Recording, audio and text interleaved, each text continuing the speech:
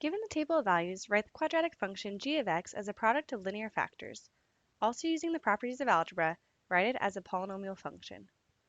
Okay, so let's first look for the zeros, which will help us find those factors in our table here. And so a zero is when g of x will equal 0. So that happens at negative 1 and 5/10, 0, and 1 and 5/10, 0.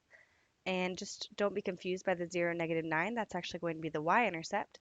And so now that we have those, we can write those out. And so to turn these into factors, then we just want these to equal to 0. And so we also don't like decimals in our factors if possible.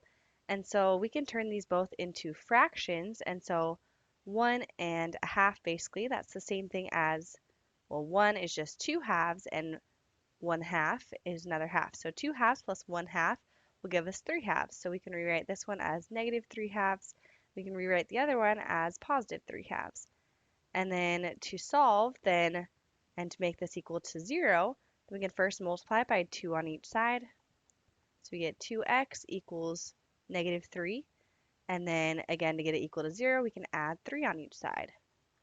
And so then we get 2x plus 3 equals 0. And then on this side, it'll be the same process, except for it's just positive. So it'll be 2x equals 3. And then we can minus 3 on each side. So we have 2x minus 3 equals 0. And so with those, then we know that then g of x will equal the factors 2x plus 3 times 2x minus 3.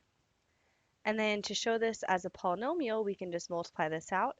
And so 2x times 2x gives us 4x squared. 2x times negative 3 is negative 6x. 3 times positive 2x is positive 6x. And then 3 times negative 3 is negative 9. And so the middle two terms, negative 6x and positive 6x, will add to 0. And so then we're just left with 4x squared minus 9. And so we now have our polynomial form and factored form, so we can go ahead and summarize our answer. G of x equals 2x plus 3 times 2x minus 3, or g of x equals 4x squared minus 9.